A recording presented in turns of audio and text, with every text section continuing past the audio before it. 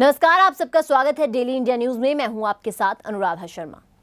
एक तरफ चीन की हरकतों पर रोक लगाने के लिए दुनिया भर में नए गठजोड़ उभर रहे हैं, तो वहीं ड्रैगन पड़ोसी देश भारत पर बार बार बुरी नजर डाल रहा है। चीन ने उत्तराखंड में घुसपैठ की है। 30 अगस्त को तकरीबन 100 चीनी सैनिक भारतीय सीमा के अंदर दिखाई दिए थे, जिसके बारे में अब जानकारी आ रही है और कहा जा रहा है कि उन्होंने उत्तराखंड के पास बॉर्डर क्रॉस किया और लगभग 5 किलोमीटर सीमा के अंदर तक आए और सीमा पर बने पुल को नुकसान भी पहुंचाया है।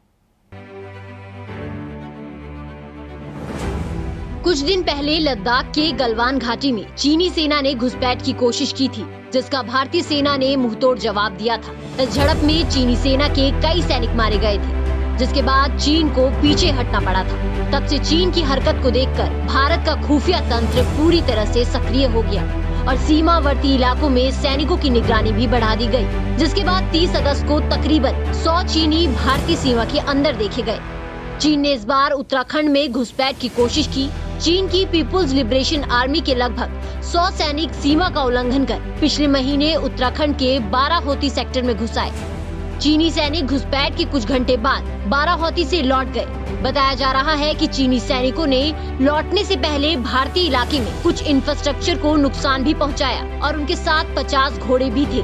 बता दें, बाराहोती वही इलाका है जिसमें चीन ने 1962 की जंग से पहले भी घुसपैठ की थी। बाराहोती इलाके में पहले भी चीन की ओर से घुसपैठ की जाती रही है। सितंबर 2018 में भी ऐसी खबरें आई थी कि चीनी सैनिकों ने यहाँ 3 बार घुसपैठ की। 1954 में ये पहला इलाका था जहाँ चीन के सैनिकों ने घुसपैठ की थी और बाद में दूसरे इलाकों पर कब्जा करने की कोशिश हुई और फिर 1962 की जंग लड़ी गई थी। News desk, daily India news.